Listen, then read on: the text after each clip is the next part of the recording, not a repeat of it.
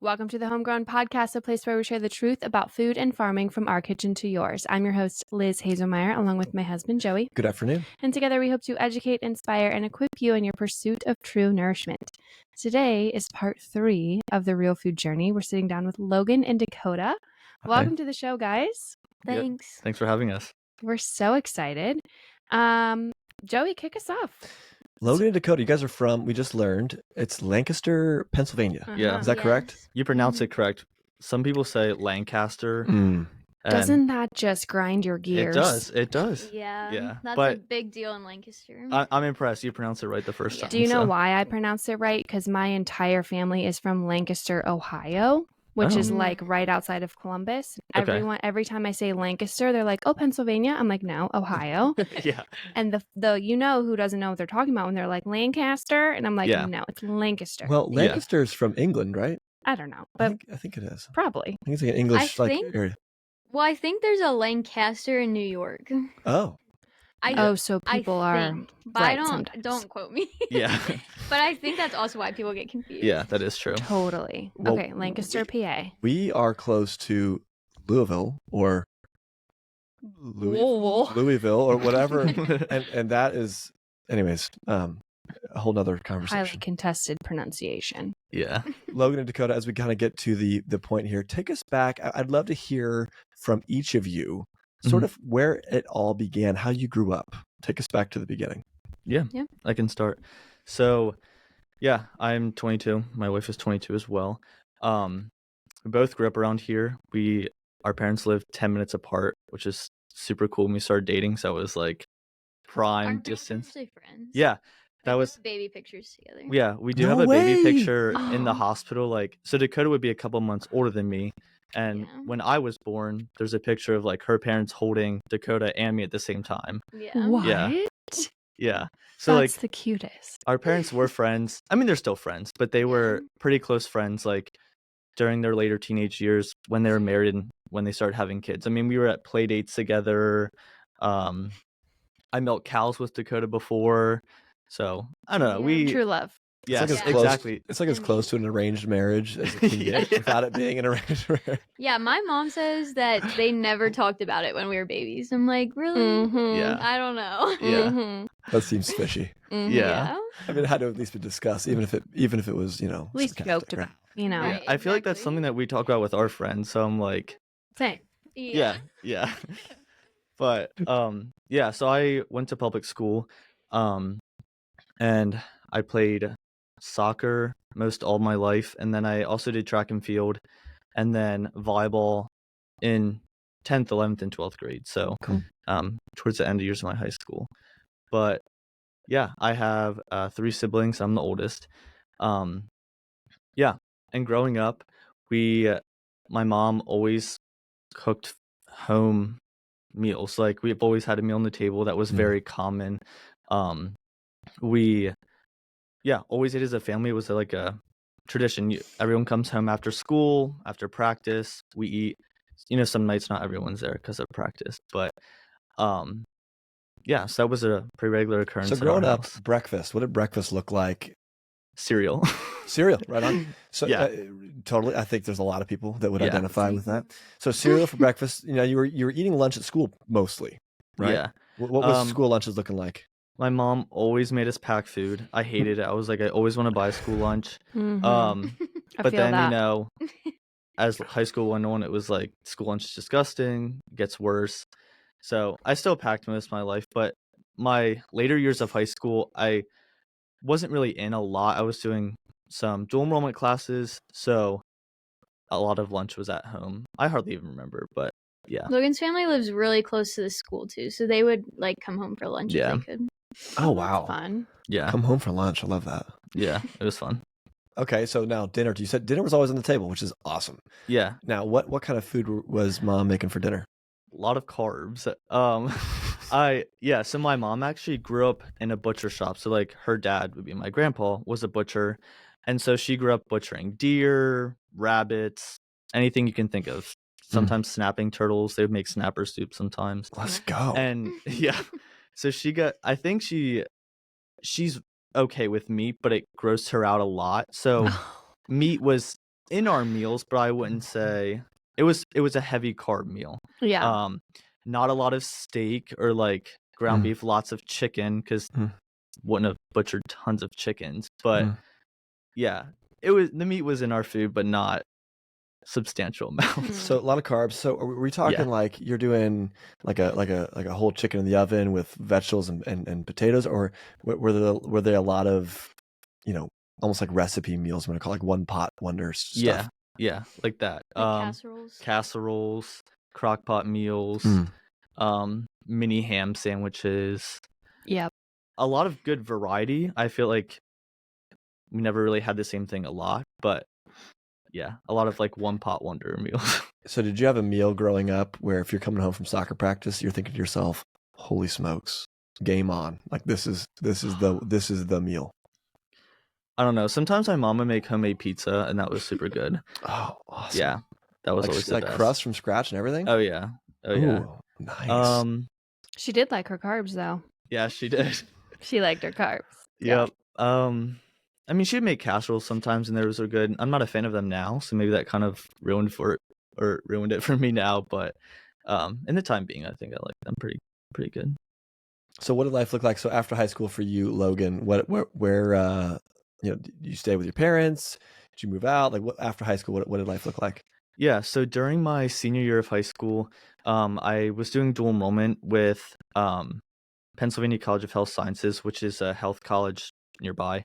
So I actually worked part-time at our city hospital, and then they paid for my schooling. So I was going to school to be a health administrator, which if you're not familiar with that, it's like the business side of the hospital. So all the numbers, all that fun stuff.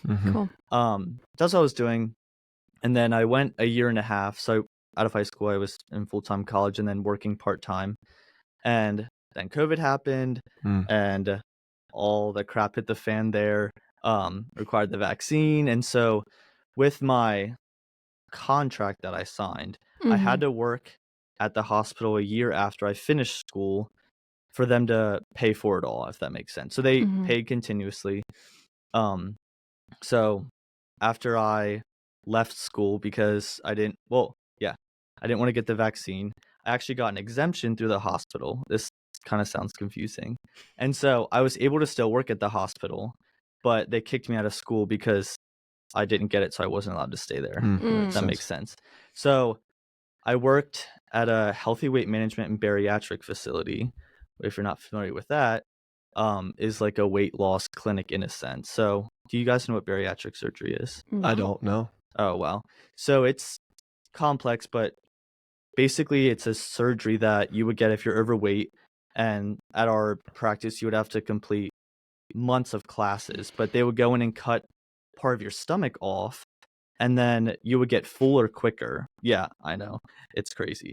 You would get full quicker, so then you would lose substantial amount of weight because you get full like that. You're not eating as much. So what is this called again?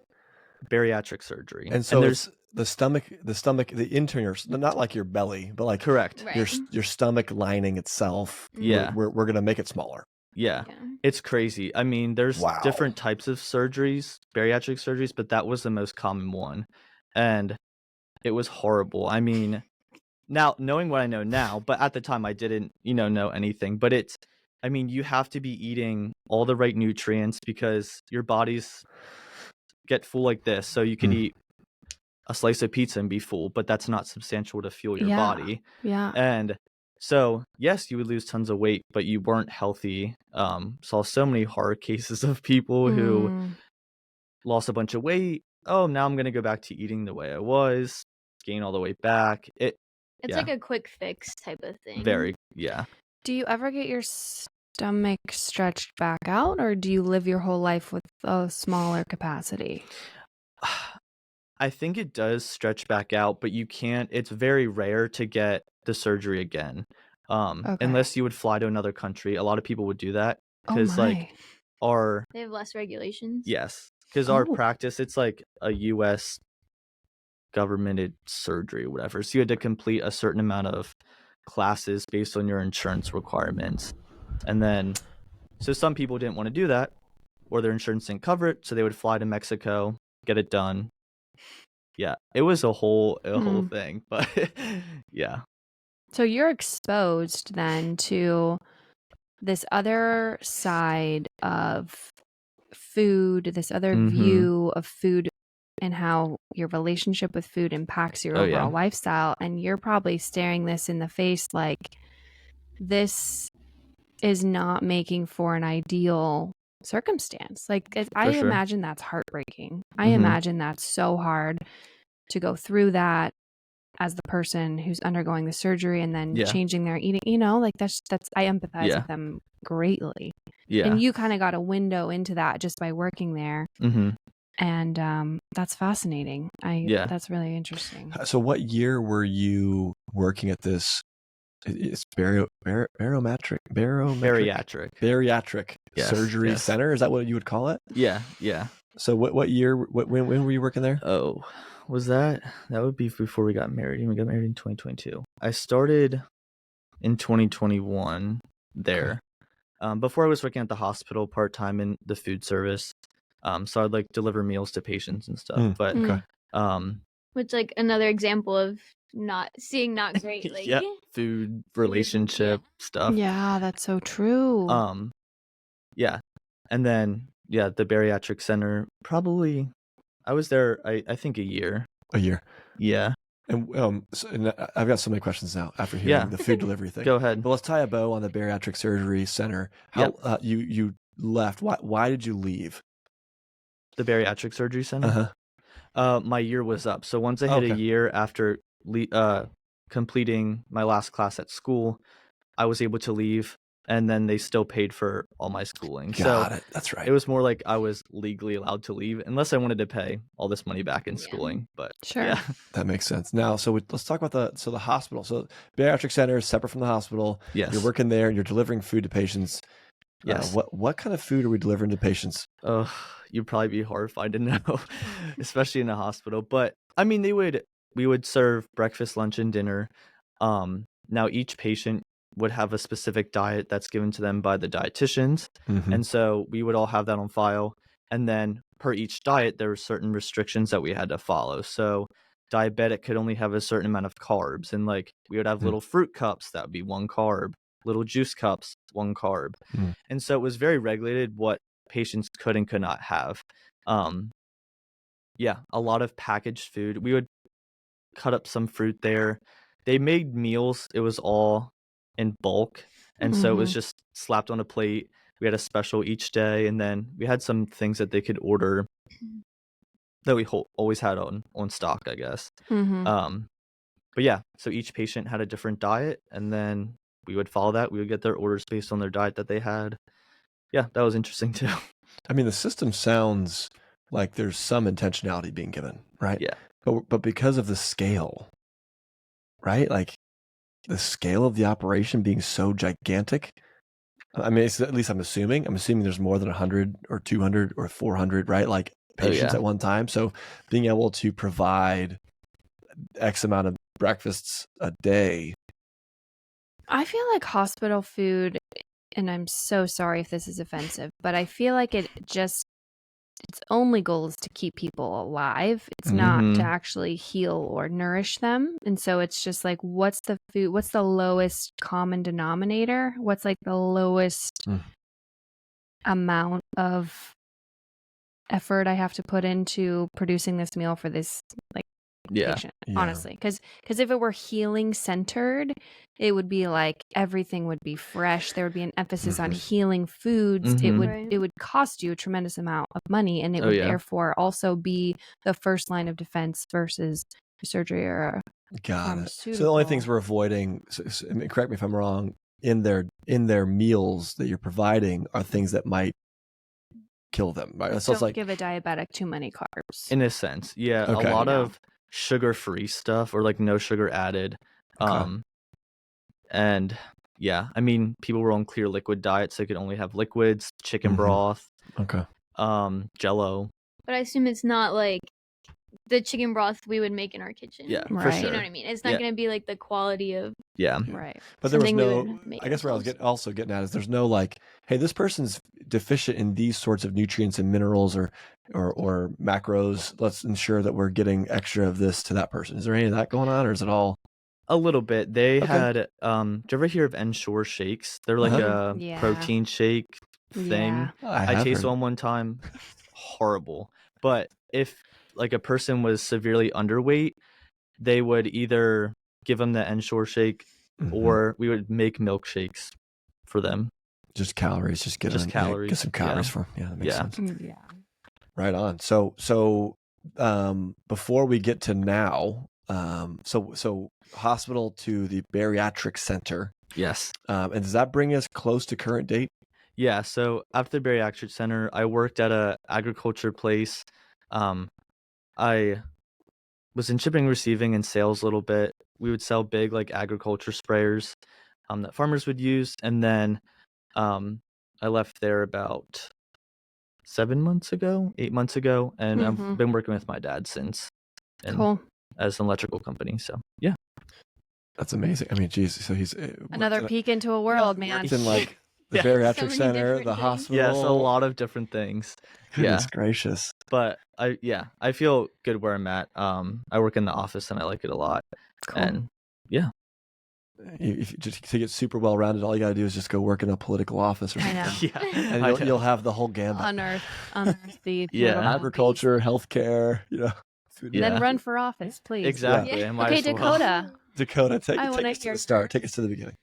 Yeah, I grew up around here as well. Logan and I are both the oldest, so Okay, cool. we're the firstborn in both Mm-hmm. of our families. I would say, I probably have a pretty similar experience growing up to Logan's. My family was a little more like naturally minded, but I still don't think like there's learning all with us now too as Mhm. well. Like Mm. I wouldn't say it was perfect. And I wouldn't say like as I got older, I definitely made a lot of decisions for myself that were not as amazing, that probably my parents wouldn't have as encouraged as much. But like once Sure. I was driving, then I was like, so okay, when I was in high school, I danced. Mhm. And so I was homeschooled. So then I Nice. would do school in the morning and I would work, and then I would dance in the evenings. And so dance was a lot of we were like pushing our bodies pretty hard, but never like it's a lot of like start, stop type of thing. So, yeah, and then I would leave dance and I would stop at McDonald's on the way home and I would get my food and then I would go to bed. And so I definitely would say like I wasn't making the best choices probably. And dance was like, because I was dancing, I was pretty athletic. So then I didn't feel like I needed to worry about my food as much because I was like, like the standard you think of is like your size, like you're skinny or Like, like as long as your you're skinny, weight, I'm like, healthy. whatever. Yeah. Mm-hmm. And I danced at a Christian studio, so it was never like we were never pressured to be like, I feel like they did a good job of not pressuring us to be a certain size or like Mhm. they were never like worried about our weight or anything. That's so good. But yeah, I think because of that I just felt like I didn't need to make as good of decisions.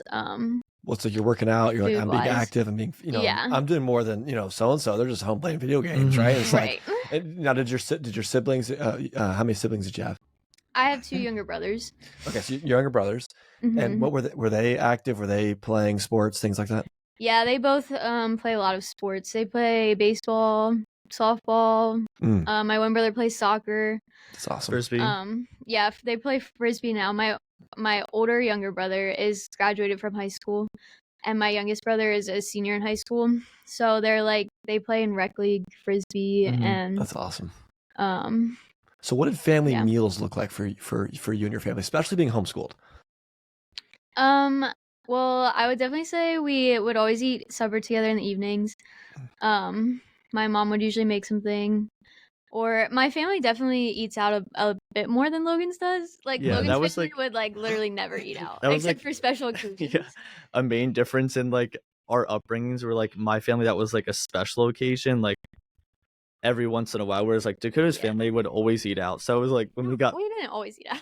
a lot more But, than like, mine. we would tend to eat out more than Logan's family would. Mhm. Yeah. Or It's 'cause like they're home if, all day, right? They're like, we E- gotta get exactly. out. We gotta go. We gotta go. or we like gotta get or out. like if we were running around for sports or something, it would be just easier to Grab some food. grab food than to come home and make for my mom to come home and make something. What about breakfast? What Um, are we working with for breakfast, Dakota? Yeah, my family. Well, I didn't eat breakfast a lot. So I personally didn't eat breakfast very much. My Mhm. family as in a whole would eat like they would eat cereal or like I mean now that my brothers are getting older, they definitely are like big into getting protein and bulking and everything, so they would eat a lot better at breakfast Mhm. now. But yeah, So sometimes homeschool I'll grab a lunches. banana. What about homeschool lunches? Well, I feel like we would usually just have leftovers Mhm. from the night before if I was at Mhm. home. Different jobs. I worked at a lot of coffee shops in high school, or like a few different ones. And so sometimes, depending on like which one I was at, I could eat for free. Mm. So I would eat lunch there, or yeah, just I'm like so glad you leftovers said from. that, by the way, because I was homeschooled and Elizabeth was not, right? And so Right. now today, our family, I'm like super down for leftovers. It was just how I Yeah. grew Mhm. up. We Right. were home. We cooked dinner. We always made more. And when I woke up in the morning, it was, we had breakfast together of some capacity, but there was lunchtime. I knew lunchtime was whatever I had for dinner yesterday and possibly the day before, right? So Right. that was super common for me. Mhm. And Elizabeth, the uppity public schooler, just uppity public schooler. everything had to be fresh, right? Just didn't cook, so like there weren't really leftovers to be had. There was Yeah. like I leftovers. was Sounds like I'm being punished. I was microwaving instant rice in a plastic bowl. Okay, It's good stuff. uppity. Yeah, well, when I was growing up, the microwave rice seemed kind of fancy. I guess it would be a Oh. luxury. Going out to eat and Yeah. having the like packaged food was like that was kind of, like I just remember thinking like Sure. that was cool. No, Yeah, I anyways. can see that. Yeah, Okay, so go ahead. I was just gonna say, definitely though, depending on what the leftovers were, I probably had either ramen noodles or frozen chicken patties. Turn up. Yes. Yep. Or my mom would get Hot Pockets sometimes. But I didn't Yep. like them as much. My brothers would eat them a lot. Burn your mouth right off. Talk Oh, to me yeah. talk to me about dinners. So you're growing up. Did you have a dinner where mom was cooking this and it was like, this is about to be the best dinner ever? I always loved when she would do like I didn't really like casseroles and stuff like that, which she would do that like some of the time. But I always loved when she would do like a meat, a veggie, and like I don't know, potatoes or noodles or something like that. That was just always my favorite. Because I don't like everyone makes fun of me, but I don't like my foods combined. Like my mom will like pile all her food on the plate and like mix it all together. I hate that. So like that's probably why I didn't like casseroles. Yeah. But like For sure. meals like a meat, a veggie, and a carb, then that was my favorite. Yeah. For sure. I take it. Walking out of high school, or maybe into high school. What you worked at some coffee shops, you said. Anything else in there? So as you're kind of going through, you said you danced. How long did you dance for? I think that I danced. I don't remember for sure. I think I started in middle school and then would have danced until I graduated high school. So like 5 or 6 years maybe. I definitely started dancing. Like I was dancing a lot more as I got older. And the place where I danced at, they have a performing company. So it was never like competitions, but we would do like performances at like churches or like just different ministries like that. And I got to go on a mission trip to Switzerland with them, so that was really fun. Wow. But yeah, and then while I was in high school, I was working at a local grocery store. So I worked in their bakery department, which also was probably not that great because like anytime things got messed up or whatever, they would just like put it in the back. Which like now I think looking back, I definitely probably ate less because of that too, because I would get filled up on like Donuts. pastries. I don't Turn know. up. Not that I was like eating it so much, but then I wasn't as hungry for like real food, which was not and then I was dancing. So I don't think it was like, I mean, I know that it definitely was not great. There's an interesting phenomenon I talk about a lot, and I'm curious if this rings true for a bakery department. Okay. Okay. So I worked at a number of different restaurants growing up, and I'm sure this was like for you guys, but for me, like soda or pop or Coke, whatever you call it in your area, was so common for me growing up. It was almost like it is in the fridge. If it's not in the fridge, we're confused about what to do, right? It's like we're out of, Pepsi or Coke. We didn't drink Pepsi, let's be real. Or, Mountain Dew, right? It's like it's out of the fridge. What are we supposed to do? The Diet Coke era, reigned supreme. If you were an adult, you drank Diet Coke and you didn't really even know why, but you knew that you needed it. Well, cans and like 2 liters were, fleeting. But when you get a job at a restaurant and you have a soda fountain, all of a sudden you have infinite access. And for like the first 2 weeks, it's like soda all day, all the time. You're walking around, you're just like walking back there and drafting yourself out of Coke. You feel like, you're just it's awesome. It's an awesome feeling. Well, then after like 3 or 4 weeks, I don't know, it's like it's just lost its appeal. I don't even want it anymore. And I remember working in restaurants, and eventually I was like, I don't really drink soda. I think it helped me break the desire for soda, because it was like I had infinite access for so long. So I'm curious, was there any of that at the bakery, or like first 2 weeks it's I had 50 donuts, right? Or did it seem to stretch out? I don't know. I mean, I definitely never ate 50 donuts. But I mean, I still love like pastries and stuff like that. Is definitely a weakness. So I don't know. I don't think it really changed anything for me. I mean, maybe at the time I wasn't like as likely. Probably if I was somewhere else, I wouldn't be as likely to like grab a cookie. But yeah, it's not like it changed my love for it. Right on. Yeah, there was never Doesn't ring true for in my entire serving career, which was limited. I always longed for the Diet Coke. Did and I you would put a really? little twist of lime in there. So it's just me then, no one else. I loved it. I mean, I would just chug Diet Coke my entire shift. I don't even think I drank water. Well, this just kills the theory then. Well, no, it's true for you though. Well, yeah, it's true for me. It's true for you. Maybe us ladies, we're just like we can have constant exposure to a food, and it's like, no, I still love it. Anyways, Dakota, so between the grocery store and the coffee shops, high school, and now, any highlights in there? You went to Switzerland. Any other highlights in there? Things, jobs, things you worked on, and anything like that? I went to. Do you know what? Are you familiar with Youth with a Mission? Yeah, with YWAM. Yeah, YWAM. Yeah. I did their discipleship training school right after high school. Cool. So I did my lecture phase in Montana. So I was like 3 months, and then my outreach in Taiwan.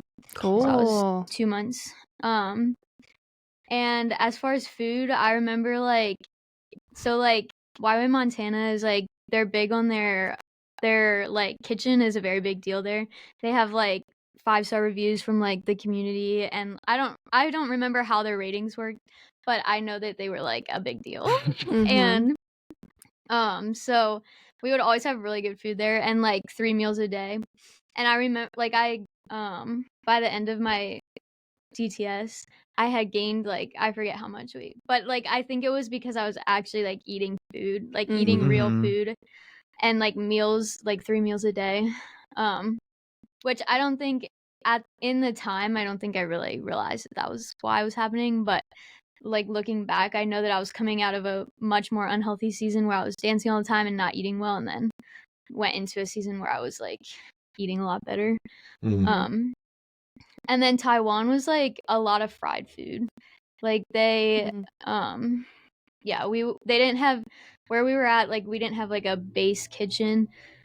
So we would just get money for each meal, and we would go out. And usually like we would eat, like we would just grab like eggs and stuff like that for breakfast, and we would eat that together. But then like all the rest of our meals, we could just go out and decide what we wanted to eat. So that was like, it was fun, but it definitely, we would like go to McDonald's for salads, because we were like, we just need to make a break from all this food. But something green and crunchy really quick. Yeah. Let's jump into a little bit of kind of like our early upbringing, like health care kind of situation before we jump into how you guys found, food kind of methodologies or that you have now. So quickly, maybe there's no highlights here, but I just like to ask this question. Either one of you that wants to start. Growing up, do you remember being generally healthy? Do you remember, when I got sick or colds, what the protocol looked like? Any highlights or touch points there? Yeah. I was pretty healthy growing up. I hardly remember ever going to the doctor besides like physicals, stuff like that. I mean, yeah, other than that, I feel like we were pretty healthy. If a cold, we were big on Tylenol. My family was like, push Tylenol. Headache, Tylenol. Foot hurts, Tylenol. So big on that.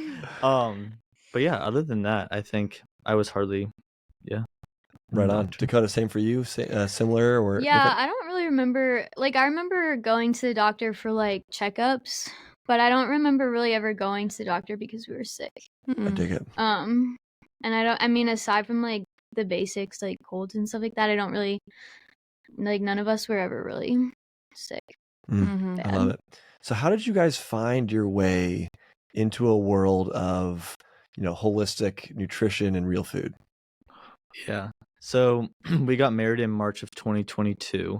So coming up on 2 years. And when we got married, it's like fun to look back now because we're like, oh, well, like, I mean, it was 2 years ago, is not that long, but a lot has changed in 2 years. A lot can change in 2 years. Yeah. Yeah, we learned a lot. So yeah, obviously when we first got married, we were both just like figuring out how life works, I guess. Both just brought what we learned from our parents in. So yeah, I feel like we didn't really start deep diving into the whole world of food until like, I would say a couple months after we got married. Yeah, I mean, I would make meals every night, like, for the most part. I mean, sometimes we were probably definitely more likely to have stuff from the freezer or like, I don't know, like quick, easy freezer meals. Yeah. But I pretty sure that I usually made a meal every night. And yeah, I remember I was one of the jobs I was working at the time. I had a ton of free time, so I started listening to a lot of podcasts, and I think that was probably a lot of what like. That's what started the roller coaster. Welcome. Yeah. And yeah, so I would say just like listening to a lot of podcasts, we started to learn a lot and like very slowly implementing stuff. Yeah. I remember like different like phases of stuff we would implement, right? So like Dakota would listen to a podcast, she'd be like, oh my word, this has to change. She'll send it to me. I listen to the same podcast. So just like different things like that, like plastic stuff leaving our kitchen. And it was like a lot of this stuff we put in our wedding registry we had, and then we slowly realized like, oh, this is not great. Like this is not great quality stuff. This is cheap stuff. Yeah, we replaced so much stuff from our wedding registry. So much just stuff. Because, I mean, mainly because it just wasn't good quality and didn't last. Yeah. But also because it was a lot of like plastic stuff. Not great stuff. Yeah. Would kitchenware kind of adjustments be where you guys felt like you entered the game of like real food and like? I don't know. Yeah. Do you think so? Probably. That was the start. Probably food too. I mean, I think we really we have some really good friends that are very passionate about organic food, only eat grass-fed meat. And so like I think with conversation with them and through podcasts, we're like, oh, this is something that we need to change too. And so it wasn't that hard because there's a lot of farms around here that you can just buy meat from. Raw milk. Raw milk. It's like very accessible. Very Really? accessible. Oh yeah. It's like at tons of roadside stands. I mean, there's signs out everywhere for it. Did you know that? Well, Lancaster, PA is like it has a lot of Mennonite and Amish communities, and almost all the raw milk I know of that you buy directly is from an Amish farmer. Like our farmer is Amish in Ohio, so it makes sense to me. Yeah. You're buying direct from the farmer. You don't have to like be a part of a herd share or anything. No, you just buy on farm. There's the brand that we usually buy currently is like there's a farm that sells it, and then like a bunch of different roadside stands sell it. So like we could go to like there's I don't know off the top of my head like maybe 3 different roadside stands, which are just like little stands alongside the road with like they'll have, I mean, some of them are kind of fancy, but they'll have like veggies and all that stuff over the summer and eggs. But they awesome. all like sell this farm's milk. Did Yeah. you guys grow up on raw milk, both of you? No. Neither of you did. I didn't, sorry. did for like some of the time. Okay. So like my dad's uncle is a dairy farmer, Okay. and they don't like they like sell their milk and it gets pasteurized and Yeah. everything. But there was like a period of time where we would go and just get it right out of the tank. Mm-hmm. And yeah, but then I think it like, yeah, eventually that kind of fizzled out, and then my mom was just buying milk again. Interesting. But Yeah. yeah. And so with the meat, there's this farmer that we buy a lot of our meat from that has this little shack down this long lane. It has a little like 2 freezers in it that he butchers his own meat. And we like talk to him a lot of the time that we go there. So we just know like it's grass fed and just like what how he like treats his animals and stuff, which is awesome. So that was really cool. There's a lot of like little hole in the wall like farms around here, I feel like, which is, we're very grateful to be in an area like that. Where it's so Was there a accessible. conversation at some point where like raw milk would be an example, and I like to bring this one up because it was a conversation in our family, and not because either of us were anti, but because Elizabeth had done enough research to know that there were some people out there, and masses of people out there that were, vehemently against it. And so she brought it to me like, she wanted to experiment with some, untested like serum on our children. It's illegal drug. It was like, she was like, I'm thinking like, I'm going to try it first. I'll make sure it's good. Like if I live, we know that we can serve it to the, you know what I mean? And I was like, yeah cool, whatever, it's milk. I don't see it being that big a deal. And I'm just curious, was there any, hesitancy or conversation there about the raw milk? Definitely from me, because Dakota would have grown up drinking it some. And so I clearly remember the first time, like, I think we went to Dakota's parents' house. Because everyone said it would taste gross. Yeah. Or like taste different. And we haven't felt like we noticed a different taste. Yeah. So I had this like picture in my head where this is going to taste gross. Like, I'm just not ready for it. But I was like, I know it's good for me. I was like, I just have to try it. And then I tried it and I was like, this tastes no different than 2% milk. Like, I was shocked. And so I was like, okay, we're buying raw milk now from now on. And this was a flavor thing for you. Yeah. It was what people, I guess, spoke into my mind of like, it's disgusting. It's going to taste like bad. And so, because the cream on the top, like if you pour it in a glass jar and you let it sit, you can clearly see the cream. Even in a gallon, you can too. But I think that was a big thing. I was like, well, I don't want to taste the cream that's on top of it because that's what everyone was like, that's so disgusting. Yeah. But at the time, actually, I was like, had a sensitivity to dairy. So I wasn't even drinking any milk. So you were the only one drinking it. Yeah. How long did you have a sensitivity to dairy? I don't know for sure. Like I was never like 100% strict with it, but I definitely would notice that when I would drink it or eat something or anything with dairy in it, I would usually have headaches. And also just like my stomach would have issues. Yeah. But that was like at least from before we were married until partly into being married. But I think that like I don't have any problems with it now. And I never specifically did anything, but I think just by like eating real food and healing our gut. Yeah, like healing my gut and just like getting all the nutrients I needed, it just doesn't affect me anymore. And which like we do drink raw milk. I know you talk about that a lot with like it being easier to digest and everything. But I don't notice it even with like if I would eat a bowl of ice cream or something, I wouldn't notice it now. Yeah. That's good. So yeah. I'm so curious, like the amount of motivation behind listening to a podcast and then saying, I'm going to literally change my lifestyle. Like, what was your internal fuel? And specifically for you, Dakota, because it sounds like it kind of originated with you and then you would bring it to Logan. Did you have a long-term vision of what you wanted your health to look like? Were you dealing with symptoms you wanted to cover, like to recover from? Or was it just like a longing that you felt inside of like, hey, this makes more sense logically? Like, what was your internal motivation to pursue this life outside of the standard system? Yeah. I would say I think just like understanding just more the importance of like real food and like all of that, because like my family I grew up decently naturally minded. Mm-hmm. But I think like when I started driving and graduated high school and could make all these decisions for myself, I didn't understand the importance of why it would matter. Mm-hmm. And so therefore like I didn't care.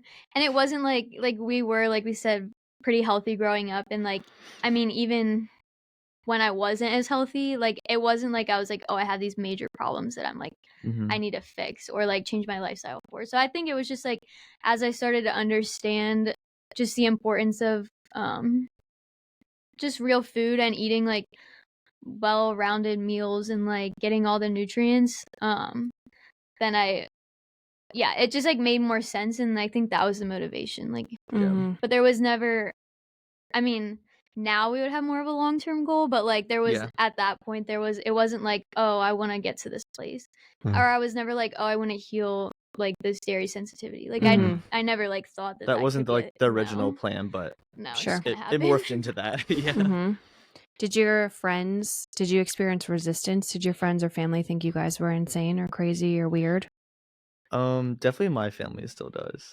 Oh, well, okay, like, let's talk about it.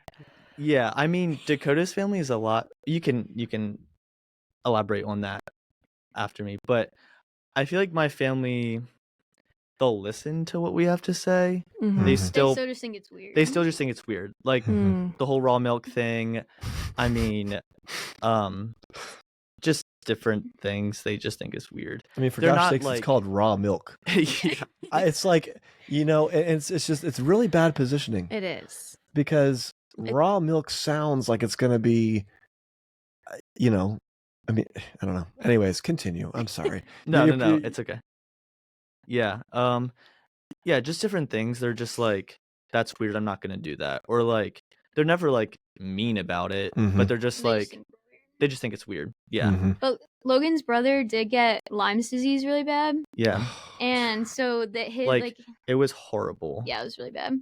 They went From through a tick bite? Is it from a Mhm. tick? Okay. Well, yeah, like I mean, they never found the tick, but yeah, That's their I guess- assumption. Yeah. Mhm. Yeah. Like he was in a wheelchair, his knees would swell up with fluid, like Yeah. he couldn't walk, all Oof. that fun stuff. And That's then go ahead. terrible. but they went through like the whole process at the hospital, and like he would get his knees drained all the time, and he was like on antibiotics for a while. He had a port in his arm, Oh my. and we were like, the whole time we were like, there has to be another way, Yeah, because like he was And- experiencing bad side effects from the antibiotics, the Right. port in his arm. He visibly was not getting better. No. Um, Or he would get better and then it would like flare up again. Yeah. And so then finally there's like this herbalist guy locally that well, the doctors actually told Oh, him yeah. there was nothing else we can do. Like they reached the end of his treatment, yeah, whatever, and they're like, there's nothing else we can do. except for get his knees drained, which like what is he gonna get them drained for the rest of his life every week? Right. You know what I Yeah. mean? And so my No. parents were pissed. Like they're like, Yeah. you can't just tell me that about my child. And Yeah. then go ahead. But then there's this like local herbalist guy who he's pretty like under the radar. He doesn't really advertise, but he's like very, very, very knowledgeable. Oh. And so a couple of people we know had gone to him for Lyme's disease. And other And- issues. Like yeah, he and treats other issues. He does like a ton of stuff. Like he tests your saliva and then. So they went to him, and now like Logan's brother is completely healed. Fully No healed. way. Yeah. Yeah. And That's they were amazing. like, Logan's parents were like, "We'll never make fun of you again." Yeah. So that was like, I But think, they still do a little bit. yeah, with other stuff. But I think that was a definite Yeah. like big shift of more like, Yes. okay, there is others. There like the hospital isn't always right, and not they were never like quick to take us to the hospital. But I think they more like, okay, like we kind of see a little bit what you're getting at, but still some things are not Yeah. like, I don't know. They still think it's weird. Mhm. How long was he in treatment? I would say like 6 months with the hospital. Yeah, maybe. And then the herbalist, like, so he would target like to kill the limes. So, like limes will stay in your system when the hospital like masks it basically. So and then it could flare up Yeah, that's again. why people have flare-ups all the time. And so this guy, he would like want to actually get the limes out of your system. So he like tests the level of the lime and then make sure it's like dropping. And I think it was a couple months and they actually started noticing difference like No, really I think quick. within like weeks he was like noticeably starting to get better. Yeah. Wow. Which like he did, this is very recent since we were married, and he was like, he just finished in the last couple months all of his herbs, like all of his treatment. So Mhm. like he was maybe taking herbs for like a year, Yeah. Mhm. But I would say like he was after like a couple months like completely back to normal. yeah. Wow. Yeah. How long That's was he? amazing. How long was he in a wheelchair? You mentioned he was unable to walk. He just could not walk well. Like different places we went, he would just be in a wheelchair because it was way too painful for him to walk. Is he still in a wheelchair? Oh No. no, he's like 100% fine. Like playing sports. He's doing a discipleship training school. He's in Papua New Guinea right now. So That's awesome. he's like, I mean, you wouldn't even know anything Yeah. I mean, wrong with him. I mean, do people ask, like, "Hey, what happened with all that?" And he's in a wheelchair, or like, Yeah. you know, My and now mom he's like referred just good to go. Yeah, my mom referred so many people to this guy. I mean, I bet his business like skyrocketed through the roof. Everyone was like, "Oh my word, like how did he get so better so fast?" And she was like, "Oh, this herbalist I know." And then Mhm. yeah. It's funny what being successful, with what you're Yeah. saying you can do for your business, right? Yeah. Yeah. Wow. So I mean, my mom had Lyme disease, and she had it for, 16 years. 16 years, Wow. Undiagnosed. Wow. and did the same thing. So doctors, and I just remember as a kid, just because I was homeschooled, and there'd be months my mom would just not get off the couch. Mm-hmm. So Mhm. homeschooling for me, a lot of my life looked like I just did whatever I wanted to. So I just, played Xbox, and, it was, as a kid, there's a part of you that's like, this is awesome, right? Yeah. But Your mom was suffering. she was. And so Yeah. Lyme disease, is incredibly serious, Yeah. and it can really mess with people. And like, left the way my mom had it, can also have some neurological kind of side effects. Totally. Yeah. Mhm. Well, it And so affects like everybody so differently. Yeah. Mhm. That's why it's so hard to diagnose, so hard to Yeah. pinpoint. Mm-hmm. But she also Yeah. ended up in a similar route where finding even saying herbalist gets people freaked out. They think it's Yeah. like somebody that rings a bell, Like a and witch doctor. but or like Yep. something. it's someone that essentially is looking at your body and saying, what kind of natural things in the world can I Mhm. use to fight the XYZ that's within your system, Mhm. right? Yeah. Yeah. Herbalist sounds it's just because we've made it sound so anti the establishment, right? Of like Mhm. herbalist, right? This must be some kook. But it's really just someone that is out there looking for a way to introduce something to your system or your body that is just a natural thing. It is what it is, right? And that's Mhm. what my mom did, and she also had a similar experience, and now she runs a whole practice trying to do the same thing for other people, Mhm. because That's awesome. Yeah. it's changed her life so much to see that remission, right? Mhm. So wow, that is crazy. So your parents, they're maybe not making milkshakes with raw milk yet. Definitely not. They're probably crushing some 2% still. Although I Yep. will say, it feels like we're entering an era of society where just milk is becoming more and more of a faux pas. So it's Mhm. like rarely do you go to someone's house, they're pouring themselves a glass of milk. You know what I mean? Yeah.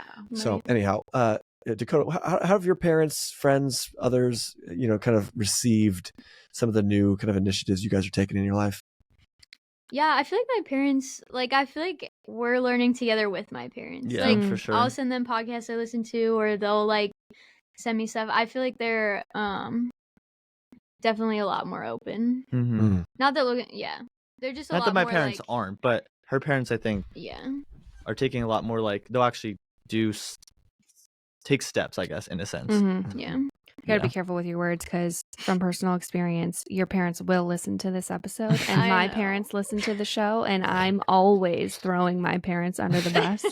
Yeah. And they're every episode they're like, "Oh, buckle up, buckle up. About- She's about to she's get about to throw flamed." down." Yeah. I'm just kidding.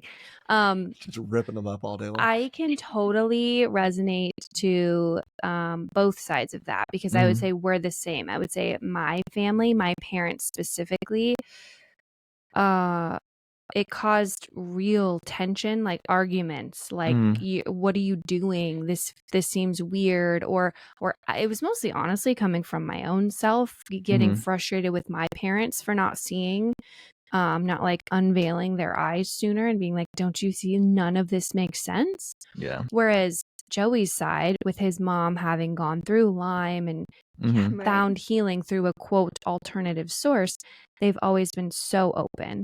And so we feel that same tension of having people in your life while you're on this path and you're like, these are the things that I think I want to pursue. This is why I'm pursuing it. I'm not just thinking this up in my head. I listened to a podcast, I read a book, I read an article, etc. Yeah. And then you've got people in your life who are like, yo, that's not how the rest of us are living. And you kind of have to sit in this like weird, like, but maybe that's not what I want. Like maybe I want something different, or maybe that worked for your generation, but for my generation, my genetic makeup can't even support that lifestyle because it's been tapped. Like it has been tapped to its full potential. Yeah. So I'm curious now, like, what is your motivating factor today? You mentioned slightly, like, I think we'd have different answer now, but like when you think about your real food journey, how your perspective of health and wellness plays into your role, how you discuss it as a married couple, what is motivating you to change? Because when I look at you guys, you're a young married couple who has every excuse in the book to not care at all about what you eat because you're healthy and you've always been kind of healthy. So I'd love to hear your motivation today. Yeah, I would definitely think I can share some personal things, and then we can share as a couple too together. Like just different like performance things. So I like to be active. Like I love going to the gym and just like doing active things. So I think that's a big part of it. When we like started drinking raw milk like heavily, I listened to a podcast, Raw Milk and Deadlifts, that you guys had on. Awesome. And then I was like, that's it. I'm just gonna like start downing raw milk. And I like took it to work and would drink it like up to a half gallon a day. And I think and then I started going to the gym regularly. But I think in like 8 months, I gained like 50 pounds. Like, wow. Insane. I gained 50? so much weight. Yes. Dang. Of Like, muscle, we're maybe saying? like 8 or 9 months of muscle. Yeah. Dang, dude. And Do you think it was just muscle? jacked. You were also just like No. very. Dakota's like, are you sure it was only muscle? I was like, I wouldn't say I was underweight, but I was really skinny because I was like, not nourished to your. no, I was definitely not. And so like I was You filled running out. Yeah. Yes, exactly. I was running a lot with like not feeling my body enough, and so I was like super skinny. And then I started working out and then eating right and then drinking raw milk a lot and then just gained tons of weight. And I mean a lot of muscle too. But and so I think that's a motivating factor because my whole image has changed too, and I feel so much better. I feel like I have a lot more energy because of that. Yeah, I feel a lot more like masculine too, which is awesome. And so yeah, that would be like what kind of running are we doing? You still running? So yeah, I did a couple half marathons. Oh, come on. So that was really fun. And I'm training for a triathlon, so let's go. Yeah. Triathlon. That's Like awesome. a full. So we're I want to start with a sprint one and just kind of get my feel a little bit. But I would love to do a full one. Like an Ironman situation? We'll start with Olympic and then we'll move up to Ironman to see if that's yes, something that I like. Come on. Yeah, so I'm excited about that. That's awesome. Right Yeah. on. I love that. So anyways, I, like Logan, a lot of my life, the idea of gaining weight was something that I aspired to do, right? So there's a lot of people out there that are going to hear this, but it's like, okay, well, I was wanting to be a high performing athlete, and I have been cut and or I don't know, encouraged by collegiate level teams in my lifetime that said that you are not big enough. I have heard that, and it's for a man. It's I would say the only thing comparable, as I don't understand what a woman feels. Be right? careful with your words here, sir. To hey, you're not skinny enough, right? Yeah. There is a major pride thing for men. For me, okay, again for me, being under muscled specifically of being defined as like too small for something. Yeah. It's tough. It's a tough thing. And I experienced that. I felt that. And I remember early on in life being prescribed weight gaining shakes. My goodness. And I would drink them, and I think they were like 1,600 calories per shake. And I mean, it was like drinking buzzed up cardboard. I mean, it was bad. It tasted terrible. And I remember this nutritionist or whatever, dietitian, I don't know, told me, Joe, with your physical output as a soccer player, but also, with your current, cardiovascular, whatever, right, metabolism, you are going to need to eat around 6,000 calories a day to gain weight. That was what I was told. That's insane. And I immediately failed because I did the math, and it was like 5 Chipotle burritos a day. And I was like, there's just no way I can do that. So anyways, sorry for the rambling. Logan, I get it. People are going to hear that and be like, oh, dude's stoked that he gained a bunch of weight. It sounds like he's really unhealthy. No, he's not. He figured out how to get his, anyways. Yeah. So that was like super exciting for me. Yeah. Yeah. Talk to me, Dakota. What's the motivation? I think another motivation for both of us is I'm pregnant right now. Yeah. Congratulations. Thank you. Thanks. I'm almost 30 weeks. So that's definitely been a big motivation in the last, I don't know, however long that's been. But even just like knowing that we were going to be getting pregnant eventually and then getting pregnant and knowing that it's like not just my body that I'm taking care of now and like that I need to nourish somebody else. So that is definitely one of our big motivations, and even just looking to the future is knowing that we're gonna have a family and we want to take care of them and just like support them the best we can, and like what we're passing down to our kids, what we're teaching them, how we're raising them. It's been a big motivation as well. I love that. What have been some of the major challenges with this journey that you've experienced along the way? Like in being pregnant or in our entire food journey? Your food journey. I think just having probably like convenience. Yeah. Like not, or like that things not being as convenient. Like spending a lot of time in this store looking at labels, which has been so like, I remember like starting to do that and I was like, this is so overwhelming, but I feel like we've developed a system now where it's like, no seed oils, we're continuing to go through the list, like we're checking it off. That's so it's awesome. gotten better, but at first it was like, we would stand in the store and just be staring at labels, and I was like, we can't find anything that like is clean. Which even that, it's not like we don't even buy a ton of stuff with labels anymore. You know what I mean? Yeah, for sure. But there's a lot of people that do, right? And you guys did, and I love to hear that. What else? So convenience in the stores. What else has kind of proven challenging while you're into this game? I would say probably too, just like perfectionism is hard. Like wanting, like it's like you hear all these different things and like but like it's just I feel like we can never be perfect. You know what I mean? Like we're always gonna have these different things. And I think something too that we've been learning is just like priorities in different seasons. Like my priorities now that I'm pregnant are a lot different than my priorities before. For sure.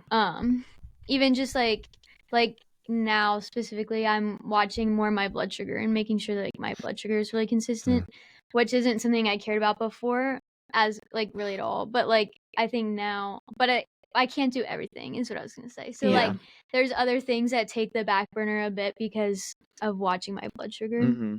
So I think that's like hard too because it like feels like we're not like I don't know, like you could just always be striving to be more perfect.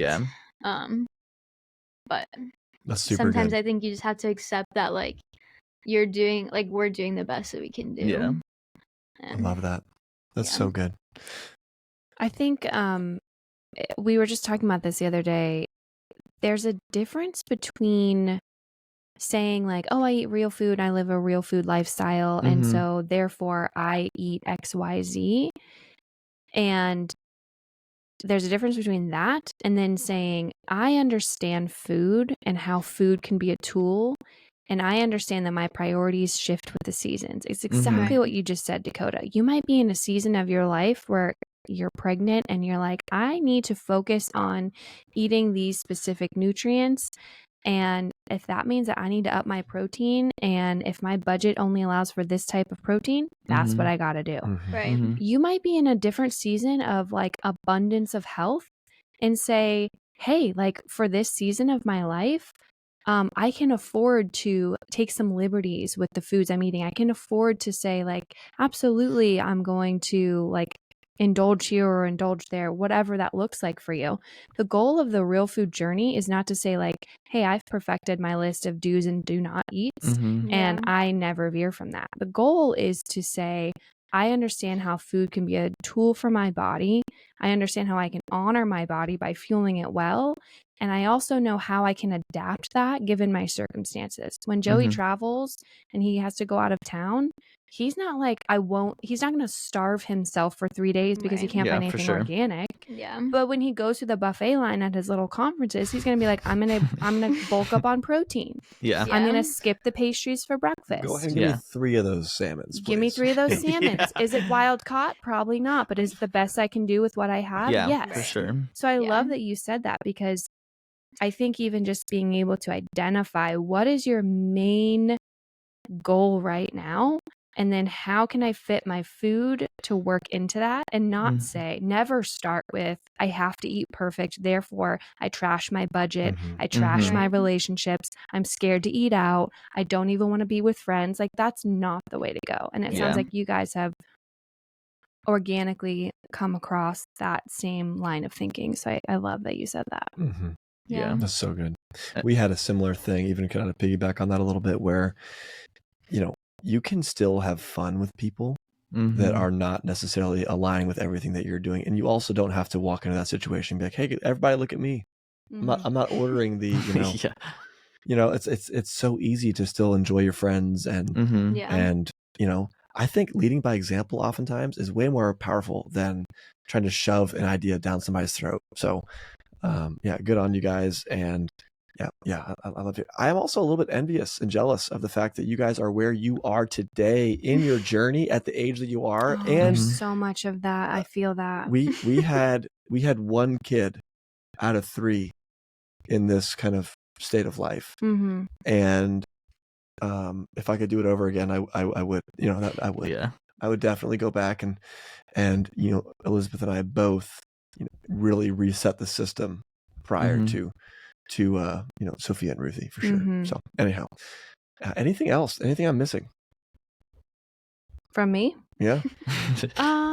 You know, I don't know. I think the reason why we wanted to sit down with you guys is, one, because you're in your early 20s, you're newly married. And so I think, again, like I said before, you almost have every excuse in the book to not really care about what you want to eat and where your food comes from. And yet you're taking a stance to say, I do care. It's a priority of mine. I think a big question on the top of people's heads would be like budgeting. Like, how do you prioritize food if you are working on a tighter budget? So do you have ways that you've found that it can work? How does that play out in your household? Yeah, I feel like that's a good question. Because at first I feel like it wasn't really like, we were just diving into all these things, and I feel like you have to like take into account of like, okay, so what can we prioritize with our money now? You know, is it food? Is it different detox methods? Is it replacing different things in our kitchen? You know, you're overloaded with all this information. We're like, oh, we just want to do everything at once. Like, and so it's like, we really have to take into account, okay, like what can we prioritize with our money? And I think we started with food. I feel like is our main priority still. And then, I feel like we just like, this is a priority. Our health is a priority. And so that's what we're going to spend our money on. And then anything left over, or if we have extra money, is like working on replacing different things in our house, or like, I don't know, just different things like that. Yeah, and I would say more like practically, we definitely are very grateful to like live in an area where like there's so many farms. Yeah. So like we can get a lot of stuff locally, which I think helps with costs a lot. And we do have like this little janky discount store that they like, all my friends make fun of me for shopping there. But like they have like a ton of organic grains and pastas, and like Mhm. they often have a lot of meat there. Yeah, grass-fed meat. Like, Yeah, No way. I don't know where they get it all from. Janky, you said, huh? Sounds I mean, like, fire. Well, it's like you from should the see- outside, it's A little What? sketch. yeah, a little bit. Yeah. But little I sketch. mean, It's a Mennonite-run store. Like, they have good Yeah. intentions. Some of the stuff Sure. may be expired, but have to look Sure. through it. Oh yeah. no, I totally get that. I But totally get I would that. say like we often try to only shop there. Sometimes we grab a few other things other places. So it's like some weeks if I have a recipe that needs an ingredient that they're not gonna have, then I just skip it, or like I make something else, or like Yeah. I don't know, I cater my meals around a lot more around knowing the kinds of things they typically have there. Mhm. And That's sometimes brilliant. we do shop at other places for like every once in a while, but we really tried to keep it like mainly there. So yeah, there's like, I mean, then that sacrifices come in what we're eating specifically as far as like recipes or whatever, but at least it helps with budgeting. Yeah. Yeah. I think that's a huge point that a lot of people miss. I think because of Pinterest and Instagram and Yeah. and everything else, they think I should just be able to cook any recipe in the world, and Yeah. who cares if I have to buy 12 ingredients for one dish that I'll Yeah. never use again. It's like to have the power of almost like omission, to say like, I'm going to omit this and that's okay. I know how to work around this ingredient. I know how to work around this recipe. Could save you so much money. Oh yeah. Or if you're like, hey, I don't have the money to buy the higher quality version of this, I can go without it for a couple weeks until I Yeah. do have it. So I think Right. that that's super smart. One of my final questions for you guys is like, have you come across a health trend or a food trend or something where you jumped on board real quick and then you were like, this isn't serving us the way I thought it would? That's a good question. I'm sure that that's happened, but off the top of my head, Probably. If it's not coming to the top of your mind, I'm going to say you guys are pretty dang lucky, because Well, I I can tell can't- you right now, I have Yeah. some examples. yeah, off the top of my head, I really don't. I can't. And think maybe of that's saying anything. something. Maybe then nothing. I mean, I'm sure something is probably like took us by surprise. Me like, oh, this is so exciting, but I can't really think of anything big that we were like, oh, that wasn't good. Good. Right on. That's a good place to be in. Yeah, Hey, It's, we'll have to think about that. yeah, well, no, I'm happy that you have to like take a long pause before you answer that question, Yeah. because I could have given you like 5 examples of things I wasted my money and time on. So I think that's wonderful. Yeah. if you guys were to speak to a number of people that are in a similar place as you, and maybe they're feeling discouraged because, for any of the number of challenges that we mentioned today, their family aren't on board, they can't get the budget to work, their kids just don't want to eat these things. It's more convenient to just buy the milk out of the grocery store. What would you say to these people? What are some of the words of encouragement you would give them? You want to go? I would just say to like figure out your priorities. Yeah. And just decide what is important to you and why it's important to you. And like I was just talking with my mom about this the other day, because people were just like, no, someone was making a comment about the things that I put on my baby registry. And they were like, oh, like those lifestyle habits are not going to last. Like you're going to get a couple kids in and you're going to be like, it doesn't matter anymore. Yeah. But I was talking with my mom about it, and I was like, I feel like, yeah, the priorities may change and there may be different things that I'm prioritizing, like when I have 3 kids. But I think because I know like it's not just like, oh, I want to eat organic because it's a trend. It's like, oh, I want to eat organic because I understand that how bad glyphosate is for you, or like, do you know what I mean? So I think just like understanding your priorities and like why you believe the things that you believe, Yeah. and why you want to eat real food, or why you want to make good life decisions, instead of just doing it because it's what you should do, or it's like, Yeah. I don't know. And I would say like dive deep into research. I feel like sometimes that can be overwhelming, but like podcasts are awesome. And then I would listen to a podcast. I'm interested about learning more. Let me just dive deep onto the internet. Because I think also then, like Dakota said, you can set your priorities of like, okay, I know all these things. Like, where should I start? And like that can often be overwhelming of like, where do I start? But like, Yeah.